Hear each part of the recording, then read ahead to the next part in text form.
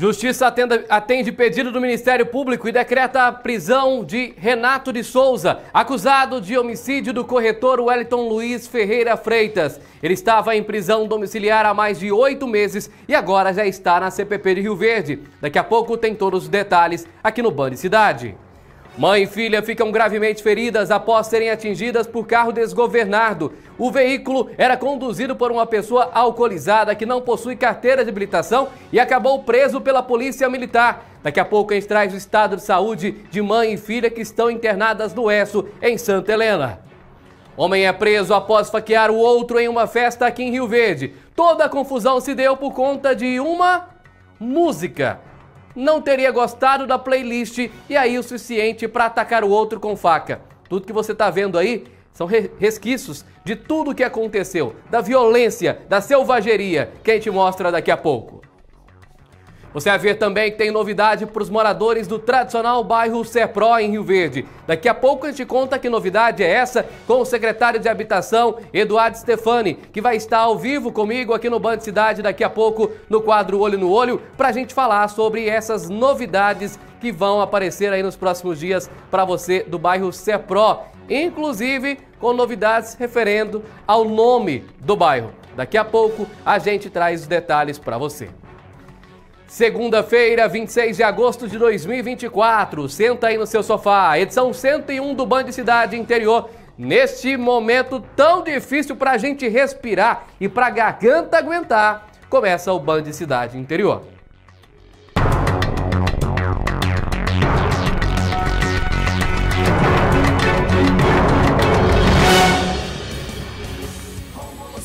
Com você na tela da Band, tá difícil, né, gente, de respirar. Quanta fumaça, quanta dificuldade. Sábado a gente tava no plantão, eu e o Alessandro Siqueira, a cidade tomada, assim, ó, você não consegue ver nada, tanta fumaça. E o tanto de incêndio, inclusive criminoso. Em Caiapônia, por exemplo, teve um incêndio criminoso, onde o indivíduo assumiu que recebeu R$300 para colocar fogo em uma propriedade rural e tomou conta da região. Uma fumaça, um problema, matando muitos animais. Animais que perderam a vida ali com aquele incêndio. E tivemos também, Brasil afora, muitos incêndios, a maioria criminosos, pessoas que estão presas, que atearam fogo para ver realmente pegar fogo mesmo, para alastrar, para estragar tudo. Aonde nós vamos parar? A Polícia Federal já está em ação para descobrir de onde está partindo o comando para que essas pessoas façam isso. Se existe uma ligação de um caso com outro, para que possa ser esclarecido Brasil afora todas essas queimadas. O que chama a atenção é que foram praticamente todas no mesmo horário. Então isso é muito sério. É caso de polícia e a gente vai acompanhar. E o Band Cidade começa a partir de agora. Vem cá comigo, pessoal, para 2, por favor. Tá ok? Então vamos lá. Vamos começar o Band Cidade. Renato de Souza, acusado de ser um mandante da morte do corretor de imóveis rurais Wellington Luiz Freitas, conhecido como Eltinho, voltou para a casa de prisão provisória na noite de ontem, após um longo período em prisão domiciliar. Vem cá comigo que o Paulo Vitor Fagundes tem mais informações dessa prisão que aconteceu ontem à noite, no final da noite de domingo. Paulo Vitor, boa tarde. Exatamente isso, Rômulo. Boa tarde para você e também para você de casa que acompanha o Band Cidade Interior. Rômulo, desde o dia 20 de dezembro do ano passado, o acusado de ser o mandante do crime do assassinato contra o corretor de imóveis Wellington de Freitas aguardava ali a decisão do Superior Tribunal de Justiça em prisão domiciliar aqui mesmo na cidade de Rio Verde. No entanto, ontem à tarde, no início da noite do último domingo, esse mandado de prisão passou a ser um mandado de prisão preventiva. Ele saiu da prisão domiciliar e agora foi encaminhado para a casa de prisão provisória aqui da cidade de Rio Verde, onde deve aguardar inclusive a decisão do STJ para ir o júri popular. Ao meu lado, o doutor Arício, ele que é o advogado de defesa da família da vítima do Wellington de Freitas. Doutor Arício, muito obrigado pela participação aqui no Band Cidade Interior. Vamos falar sobre este caso que sempre que surge uma novidade chama bastante atenção. Esse é um caso que aconteceu há mais de 2 anos, mas tanto pela brutalidade, pela repercussão, sempre chama a atenção investigação, principalmente também porque há menos de 2 semanas nós tivemos também um júri popular dos 2 executores do crime, né? Conta pra gente, a defesa, a família, principalmente a defesa, já esperava pela expedição desse mandado de prisão preventiva do mandante, do Renato de Souza, que agora aguarda julgamento, né? O júri popular na Casa de Prisão Provisória aqui de Rio Verde. Boa tarde. Boa tarde. Vamos lá. No dia 14 de dezembro, houve o júri popular dos executores desse bárbaro crime, né, lá no mês de junho de 2022, em que o Eltinho foi barbaramente, violentamente assassinado. E dia 14 de agosto, houve o júri popular dos 2 executores, Rogério Teles e Rogério Muniz, que foram condenados a mais de 24 anos de prisão. E nós havíamos requerido, como assistente de acusação e o Ministério Público, requeremos que o Renato Teles fosse submetido a uma perícia pela Junta Médica Oficial do Tribunal de Justiça de Goiás, para verificar se ele ainda havia necessidade de ele continuar em prisão domiciliar para tratamento de saúde. E no dia 12 de agosto ele foi submetido a essa perícia, a Junta Médica lá no Tribunal de Justiça em Goiânia, e o resultado chegou na semana passada. Porque o que chama a atenção, que o senhor estava falando, inclusive, doutor Arício, é justamente o fato de que o Renato de Souza estava em prisão domiciliar, isso porque ele já havia ido também, né, à prisão, né, para, vamos dizer num português correto, para trás das grades. No entanto, uma decisão, após ele sofrer ali um problema, alegadamente um problema de saúde, uma decisão, talvez do STJ, me corrija se eu estiver errado, do STJ definiu então que ele fosse para a prisão domiciliar, onde ele poderia ali estar tendo um atendimento para aquele problema de saúde que ele alegava ter. O senhor, como advogado da família, o senhor percebia essa inquietação da família pelo fato do acusado, né, estar em prisão domiciliar e estar em casa, por mais que não pudesse sair de casa, por mais que não pudesse, né, sair da cidade, do estado ou sequer do país, ele estava em casa cumprindo ali a pena em residência. Isso deixava a família inquieta e também a defesa da família? Ele estava aguardando o julgamento, né, em residência, e nós pedimos, né, essa realização de uma perícia médica oficial, porque até então todas as decisões estavam sendo fundamentadas com base nos laudos médicos particulares, os médicos particulares do Renato Souza. E mais de 8 meses, né, durante esse tratamento, uma herpes que ele estava cometido e uma necessidade de uma cirurgia no ombro, questão de movimentação, que ele teve um problema no órgão superior, direito ou esquerdo, não me recordo. E nós questionamos essa necessidade da continuidade. E a Junta Médica entendeu que não havia mais necessidade, que o tratamento que ele ainda precisa pode ser realizado dentro da própria unidade prisional. E de posse desse relatório da Junta Médica, que foi feito o pedido para que ele restabelecesse a prisão preventiva dele, para continuar na Casa de Prisão Provisória até o seu julgamento pelo júri popular. E ontem, no final da tarde, saiu essa decisão. O juiz da 4ª Vara Criminal de Rio Verde restabeleceu a prisão preventiva, expedindo-se o mandado de prisão, para que ele fosse recolhido à Casa de Prisão Provisória de Rio Verde. E ontem, no início da noite, foi cumprido esse mandado de prisão pelo Grupo de Investigação de Homicídios, GIH, e ele foi encaminhado à Casa de Prisão Provisória. Doutor Alice, agora quais são os próximos passos? Porque nós lembrando mais uma vez que o júri popular dos 2 executores do crime foi feito ali há menos de 2 semanas, no dia 14 de agosto, né? Menos de 2 semanas depois, a prisão que até então era uma prisão domiciliar é decretada como uma prisão preventiva. E o Renato de Souza aguardava, inclusive, em casa a decisão do STJ pelo júri popular dele, que já havia sido ali, a defesa dele havia entrado com recurso para evitar que aquele júri popular acontecesse. Quais são os próximos passos agora? Lutar para que esse júri popular seja marcado o quanto antes, para que então ele passe a cumprir a pena pelo crime o qual ele é acusado? Sim, o julgamento dele vai aguardar o julgamento na Casa de Prisão Provisória. Ele entrou com recurso no Tribunal de Justiça de Goiás contra a decisão do juiz aqui da Vara Criminal de Rio Verde, que o mandou a júri popular. No Tribunal de Justiça de Goiás, em grau de recurso, ele perdeu o recurso por unanimidade. Todos os embargadores que julgaram mantiveram a decisão daqui de Rio Verde, mandando ele a júri popular. E ele entrou com recurso que o processo fosse para o STJ em um recurso especial.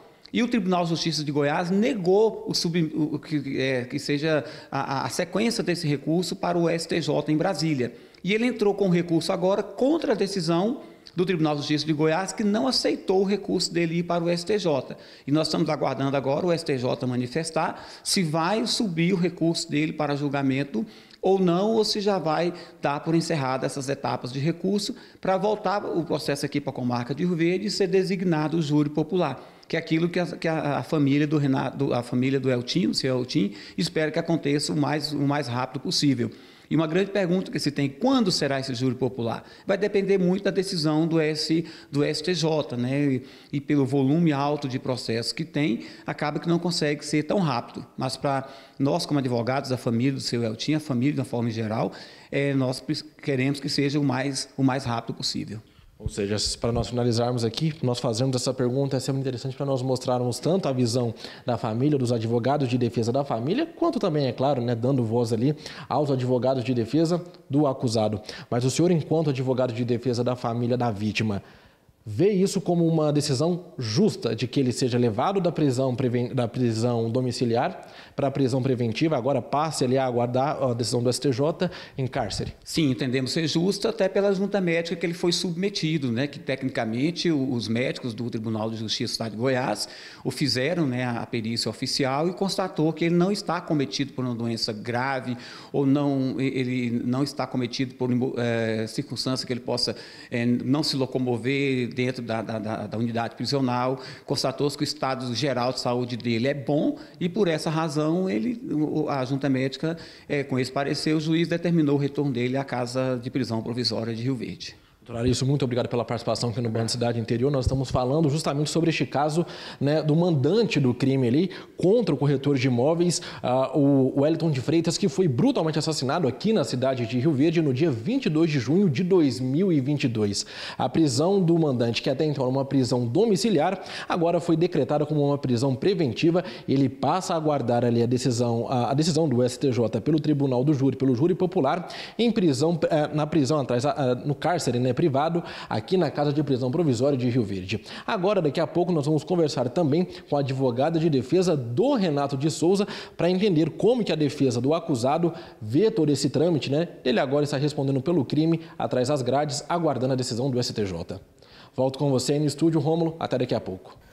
Obrigado, Paulo, que está aí bem próximo também ao escritório da advogada do Renato de Souza, um caso que a gente vai acompanhar aí até o fim, né? Ontem, então, aconteceu a prisão, volta aí para a CPP, essas imagens do momento que o Renato chegou até a 8ª da RP e, na sequência, foi encaminhado para a casa de prisão provisória. Daqui a pouco, nós vamos trazer a versão da advogada de defesa do Renato de Souza. Um acidente deixou mãe e filha com graves lesões no último sábado. O cinegrafista Alessandro Siqueira e eu estivemos lá no local do acidente e vamos trazer esse caso que mexeu com a cidade no final de semana e que a gente vai mostrar um pouquinho agora aqui na tela do Band Cidade. O acidente aconteceu por volta de 7 horas da manhã aqui no túnel do bairro Promissão. O veículo está sendo retirado neste momento. Foi ele o causador de todo o acidente. Ele era conduzido por um motorista que estava embriagado. Mas o pior dessa situação é que esse veículo acabou atingindo uma mulher de 42 anos e a filha de apenas 9 anos de idade. As duas foram levadas para o hospital. A criança de 9 anos para o hospital materno-infantil com suspeita de uma fratura do fêmur. A mãe de 42 anos foi levada para o hospital municipal e constatada uma fratura de fíbula e de tíbia e deve ser regulada para o ESSO em Santa Helena. Alguns resquícios do acidente ainda estão por aqui, como por exemplo a sandália da criança de apenas 9 anos que está aqui no local onde a moto ficou caída, é exatamente onde a gente está mostrando aí, o jeito que ficou a moto, e também alguns outros pontos que chamam a atenção, como por exemplo aqui vários esmaltes que estão espalhados aqui pelo local, o que leva a entender que a mãe provavelmente estava, né, a caminho do trabalho e que trabalhe como manicure. Um outro ponto que chama a atenção e que foi levantado pela Polícia Técnico-Científica, nós chegamos aqui desde o início do trabalho da Polícia Técnico-Científica aqui no local, é que esse veículo era conduzido por um motorista embriagado. Aquele carro que está sendo guinchado agora neste momento foi o que ocasionou o acidente e o motorista deste veículo não tem habilitação, o veículo está com licenciamento atrasado e, para completar, estava embriagado, 0,47 de alcoolemia, o que levou ele a ser preso. Ele foi levado para a 8ª da RP através do tático da Polícia Militar que efetuou a prisão. A Polícia Técnico-Científica fez todo o levantamento aqui. A princípio, a suspeita é de que esse veículo possa ter vindo daquela direção ali, ó, vindo da outra via do sentido Solar do Agreste, bairro Promissão. E aí teria ter perdido o controle do carro e atingido aqui essa via contrária onde estava vindo a moto. A moto estava vindo nessa direção, né? Veio do lado contrário e por isso acabou sendo atingido por esse veículo que teria vindo do outro lado da pista. Uma outra suspeita, uma outra possibilidade seria esse veículo ter vindo na contramão. Mostra pra gente aqui, Alessandro, por favor. Porque aqui, ó, algumas marcas, repare aqui, ó, não sei se vai dar para ver nas imagens, tem algumas marcas aqui no local. O que pode ser também uma outra possibilidade deste veículo ter vindo da direção contrária, entrando na contramão e atingindo a moto, que foi atingida e parou ali, ó, naquele canto de terra onde está também a sandália da criança.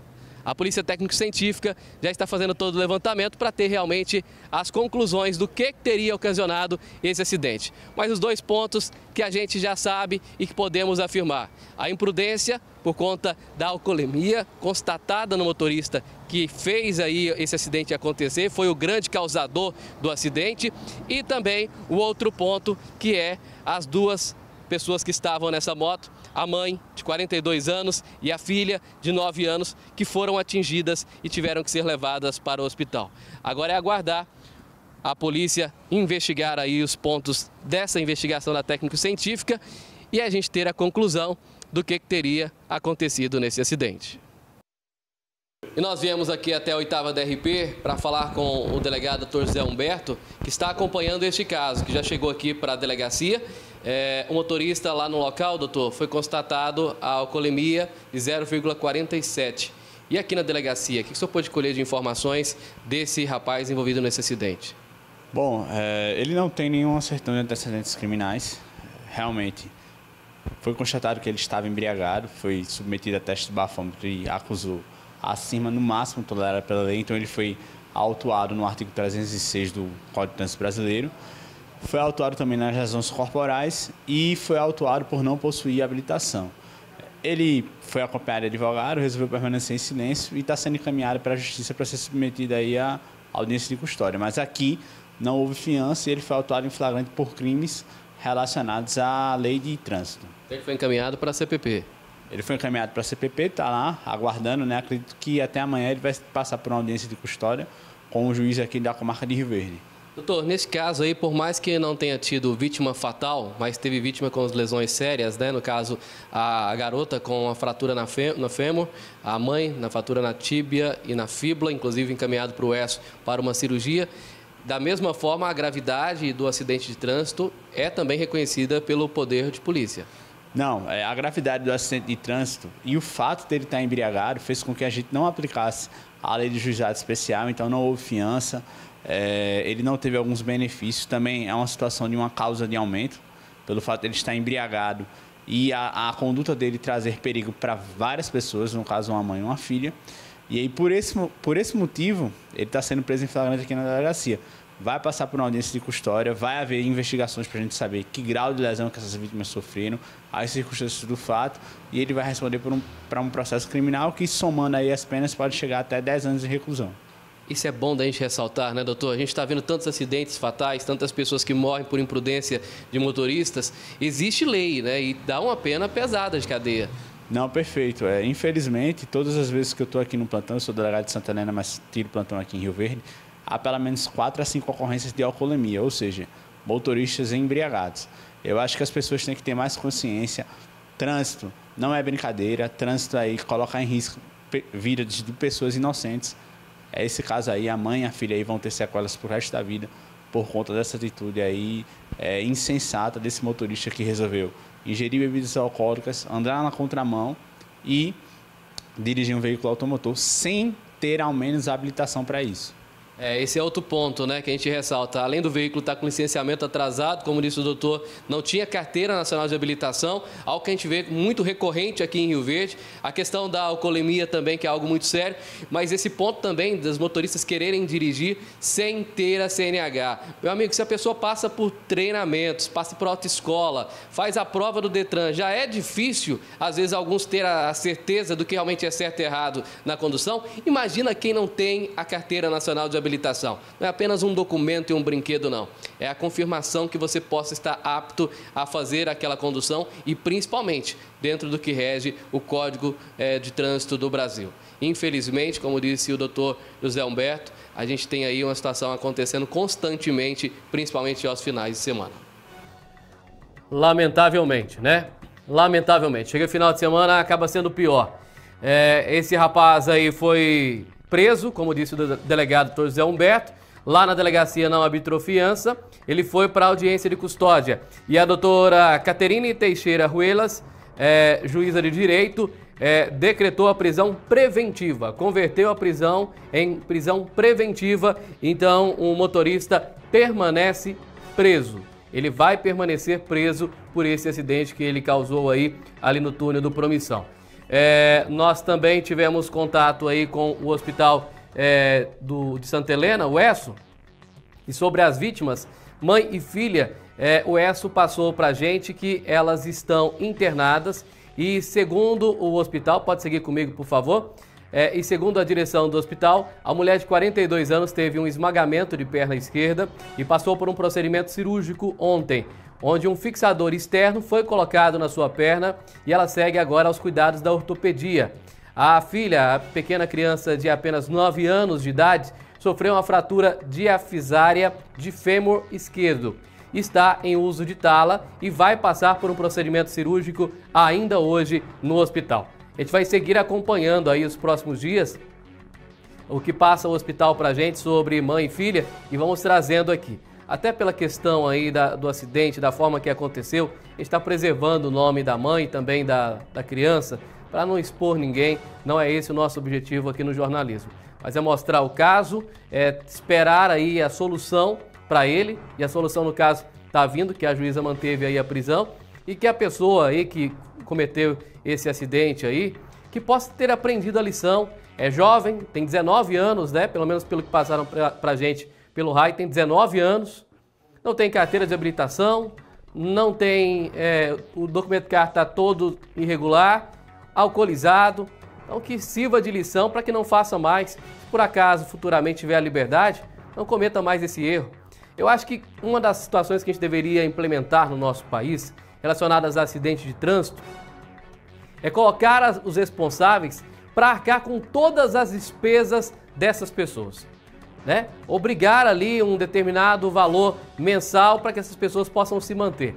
Por exemplo, essa mulher aqui, eu tenho quase toda certeza, e aí eu fui alertado pelo nosso cinegrafista Alessandro Siqueira, tinham vários equipamentos de trabalho como manicure lá, esmaltes, né? Então provavelmente ela estava indo trabalhar, acredito eu que ela estava indo trabalhar. E isso mostra a importância da gente ter leis mais severas, porque aonde que o brasileiro sente? Aonde que o ser humano sente? Quando dói aqui, ó. Quando dói no bolso. Ele só diminui a velocidade numa rodovia quando ele sabe que tem radar. E ele só vai parar de fazer tantas infrações quando ele tiver a certeza que vai ter consequências muito além da prisão para ele que estiver ali. Tem que dar realmente punição e tem que fazer doer no bolso. Vitimou alguém? As contas, quem vai ter que pagar é aquela pessoa que cometeu aí o caso, que fez o acidente acontecer. Tem que ser indenizações pesadas, constantes, frequentes, até quando a pessoa, a vítima, precisar. Essa deveria ser uma lei confirmada, mas aquela que acontece de fato, de imediato. É algo que chegou a acontecer, automaticamente já tem que acontecer também essa punição. Ainda não é, mas eu tenho certeza que pode ser. Vou acionar agora o Paulo Vitor Fagundes mais uma vez, que também está com a advogada de defesa do empresário Renato de Souza. Ouvimos o doutor Arício, que é advogado da família do corretor Wellington de Freitas, e agora vamos ouvir a doutora Mirelle Gonzalez, que é a advogada do empresário Renato de Souza. Paulo Vitor Fagundes, de volta com você. Pois é, viu, Rômulo? Mais uma vez, boa tarde para você e para você de casa que continua acompanhando o Band Cidade Interior. Agora há pouco nós conversamos com o Dr. Arício Silva, que é advogado de defesa da família do Wellington de Freitas, corretor de imóveis rurais, assassinado no dia 22 de junho de 2022, aqui na cidade de Rio Verde. Agora nós vamos conversar com o advogado de defesa de Renato Souza, acusado de ser o mandante deste crime. Ao meu lado, a doutora Mirelle, que vai conversar com a gente sobre este caso. Doutora Mirelle, desde 20 de dezembro, o acusado Renato de Souza aguardava, a decisão do STJ em prisão domiciliar, após ser alegado algumas dores, algumas lesões, pelo corpo. E agora, ontem à tarde, no final da tarde do último domingo, foi deferida ali a prisão preventiva. Ele passa a esperar a decisão do STJ pelo Tribunal do Júri, pelo Júri Popular, na casa de prisão provisória. A mesma pergunta que eu fiz ao advogado de defesa da família, eu faço ao advogado de defesa do Renato de Souza. A defesa do acusado vê como justa essa decisão do STJ para que ele cumpra aguarde, pela decisão do STJ em prisão preventiva na casa de prisão provisória. Primeiramente, boa tarde, muito obrigado pela participação no Band Cidade Interior. Obrigada, nós da defesa do Renato que agradecemos. É muito importante uma imprensa séria que dá ouvido às duas partes. E não, nós entendemos que essa decisão é exacerbada, além de, com a devida vênia, ter suprido a instância, porque quem colocou o senhor Renato de Souza em domiciliar foi o Superior Tribunal de Justiça. Essa decisão transitou em julgado e, para ter a revogação, nós entendemos que haveria de vir do Superior Tribunal de Justiça. O senhor Renato, ele está debilitado, inclusive com cirurgia designada para amanhã, e infelizmente houve essa decisão. Mas nós da defesa entendemos que decisão judicial é para ser cumprida, e assim que saiu a decisão, sem qualquer alarde, encaminhamos e apresentamos eles espontaneamente perante a autoridade policial, porque nós cumprimos essa decisão e entendemos que assim será. Ele atenderá a todos os chamamentos judiciais, como sempre o fez. Neste caso, só fazer uma correção aqui. Agora há pouco, no início, eu me referi ao STJ como o Supremo Tribunal de Justiça, mas, na verdade, é o Superior Tribunal de Justiça. Doutora Mirelle, só para a gente entender agora, então, a defesa do Renato de Souza foi pega, então, de surpresa ontem à tarde, quando descobriram ali que ele teria que cumprir pelo Tribunal do Júri em prisão preventiva na casa de prisão provisória. Foram pegos de surpresa ou já aguardavam que isso poderia acontecer? Não fomos pegos de surpresa. A gente tinha conhecimento do requerimento por parte da acusação. Nós fizemos uma contraminuta justificando, mas veio a decisão e, a partir desta decisão, nós apresentamos ele espontaneamente e assim será em todos os chamamentos judiciais que houverem no processo. Para nós lembrarmos, então, o pessoal de casa, que talvez não esteja acompanhando este caso, desde 20 de dezembro, o Renato aguardava a decisão do STJ em casa, cumprindo a prisão domiciliar por conta de lesões no ombro. Agora, o doutor Arício conversou com a gente, nos disse que foi uma decisão após uma perícia oficial pelo corpo do Renato, que ali deferiu que ele pode sim cumprir fazer o tratamento para herpes zoster, que foi ali a doença a qual ele alegou, e também o seu tratamento para ali as lesões no ombro, em prisão preventiva no cárcere. A defesa do Renato atesta isso também, ele pode cumprir tudo isso na prisão preventiva, na casa de prisão provisória, ou ele ainda precisava aguardar o STJ em casa em prisão domiciliar? É importante, resumidamente, esclarecer que o senhor Renato teve essa lesão e foi feita uma cirurgia enquanto ele estava preso. E pela ausência de condição da situação carcerária, que é uma realidade brasileira, ele perde a cirurgia. A partir disso também é manifestada a herpes zoster. Quando a ministra dá a decisão de domiciliar, ela manifesta os dois ombros lesionados e a herpes zoster. O laudo que advém da junta médica, ele fala da lesão do senhor Renato, inclusive afirma que a herpes zoster pode ser recidiva. O que ele atesta é que não há doença grave. Claro, o senhor Renato não tem uma doença, perigo de morte, mas é claro, e foi o que a ministra entendeu, que desde o início ele não poderia permanecer preso, além dos bons predicados, mas pela sua situação de saúde. Então, hoje, ele, desde que saiu em dezembro, ele fez 2 cirurgias e estava encaminhando para a terceira, quando houve esse decreto de prisão, que eu reitero, nós fizemos a apresentação espontânea dele em obediência à decisão judicial. E, doutora Mirelle, o doutor Arício falou para a gente que agora a família do Wellington Freitas, o corretor de imóveis rurais assassinado, aguarda ali a decisão do STJ e esperam que seja feito o Tribunal do Júri Popular o quanto antes. A senhora, enquanto advogada de defesa do Renato de Souza, o que tem a dizer sobre isso? Vão aguardar também, estão aguardando que o STJ ali defira, né, quando deve ser o dia do Tribunal do Júri Popular? Como é que fica agora essa situação, uma vez que o Renato aguarda tudo isso em cárcere, lá na Casa de Prisão Provisória, aqui em Rio Verde? Bom, primeiro que quanto a essa decisão, a gente já esclarece que já estamos impetrando em todas as esferas possíveis o pedido de revogação. E quanto ao mérito do processo, que nós temos que esclarecer que quando se trata de crime doloso contra a vida, quem decide é o júri. O senhor Renato irá a júri um dia. O que nós, defesa, pedimos desde o início é que este processo corra dentro da legislação. O nosso recurso perante o Superior Tribunal de Justiça é para nulidade diante de erros que aconteceu durante a tramitação processual. E, como sempre tivemos, é o nosso posicionamento, temos muito respeito à família da vítima, jamais teremos qualquer embate com eles. O nosso embate é em relação ao processo e à forma com que ele é conduzido. Ou seja, para quem está em casa entender, só ali trazendo as palavras da advogada, como ela muito bem disse, mas só para a linguagem popular, é como se a defesa do Renato estivesse dizendo que o problema em si não é com a família do Wellington de Freitas, mas sim com ali as brechas com que a justiça dá para que a defesa do Renato possa trabalhar, é isso? Na verdade, nós temos uma lei a ser cumprida, um Código de Processo Penal a ser cumprido e, acima de tudo, a Constituição. O processo foi atropelado, várias situações não foram obedecidas e o Renato, como qualquer pessoa do povo, tem o direito de ser processado de forma justa dentro do que prevê a nossa Constituição e o nosso Código de Processo Penal. Doutora Mirelle, muito obrigado pela participação aqui no Band Cidade Interior. Pode falar. Nós seguimos à disposição para qualquer esclarecimento. Muito obrigada. Então, mais uma vez, muito obrigado pela participação aqui no Band Cidade Interior. Nós falamos agora com a doutora Mirelle Gonzalez, ela que é advogada de defesa do Renato de Souza, ali o acusado, né, de ser o mandante do crime contra o corretor de imóveis rurais em 22 de junho de 2022 e que desde o dia 20 de dezembro aguardava ali a decisão do STJ em prisão domiciliar e na tarde de ontem a sua prisão domiciliar foi ali deferida como uma prisão preventiva na Casa de Prisão Provisória pelo STJ. Nós continuaremos acompanhando este caso e é claro que mais detalhes e mais informações nós traremos na programação da TV Sucesso aqui no Band Cidade Interior. Rômulo, volto com você aí no estúdio. Obrigado, Paulo Vitor Fagundes, pelas informações. Aí nosso papel, né, do jornalismo de dar o espaço para os dois lados se pronunciar. Agora é com a justiça e a gente vai seguir acompanhando este caso e esperando que a justiça seja feita. É essa a nossa expectativa, que a justiça seja feita. Quem comete um crime tem que pagar por ele. Simples assim. No final de semana eu estive na casa do seu Alcir, um senhor de 65 anos, que ao contrário do que deveria ser, na realidade, ele não está descansando. Era para, nessa idade, estar em casa descansando. Ele não está descansando. Ao contrário, ele está querendo trabalhar para poder se manter. Só que no meio do caminho, ele foi vítima de criminosos.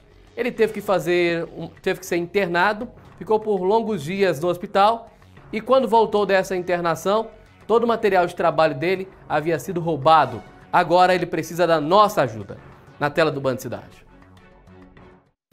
Todos os dias a gente mostra aqui no Band Cidade situações de jovens matando, roubando, cometendo crimes. Mas na contramão disso, tem pessoas que já eram para estar descansando e que querem trabalhar. Só que por conta destes criminosos, às vezes fica difícil. É o caso do seu Alcir, que tem mais de 60 anos de idade e que também passou por essa situação. O seu Alcir teve que ser internado. E aí, o que aconteceu depois dessa internação? Conta a história pra gente, seu Alcir. Eu fiquei lá de 12 a 13 dias internado. Aí, assim que eu tomei alta, que eu saí, o rapaz que eu peguei o serviço dele foi e me avisou. Falou, sua ferramenta toda foi roubada e não tem jeito de fazer mais nada para terminar o serviço. Aí, se você conseguir outra, nós vem e termina. Mas do contrário, não tem jeito. Porque é uma lixadeira manual, uma lixadeira de corte, uma tico-tico, uma parafusadeira, uma maquita e uma circular. Todas elas deu trabalho para roubada. Enquanto eu estava ali cuidando da saúde, aquele equipamento que eu estava utilizando para trabalhar antes de ser internado foi subtraído, foi roubado. Foi roubado. Aí eu não estou tendo condições de trabalhar em serviço pesado, porque eu trabalhei na construção civil 48 anos, né? E hoje eu não estou podendo pegar peso. Eu estou querendo fazer móvel de parte, que eu faço? Guarda-roupa, sofá, faço armário, faço estante, essas coisas lá tudo, né? É um ganha-pão para mim. Que aí eu estava fazendo tratamento e tem um testado do médico aqui, testado que me deu, que eu não posso pegar peso mais. Um laudo. Um laudo médico. Aí eu estou tentando ver se eu encosto qualquer coisa, mas tá difícil. Tá difícil mesmo. Enquanto você não consegue encostar, o que o senhor tem para sobreviver é trabalhar. Só que precisa desses equipamentos que foram roubados. Isso, para trabalhar. Hoje, Deus me perdoe, nem arroz para fazer tem. Que é a casa da minha filha, né? Eu estou de favor aqui. E eu tô, de vez em quando, eu vou na feira, dia domingo, olho o carro um pouquinho lá, ganho um dinheirinho e ajudo ela.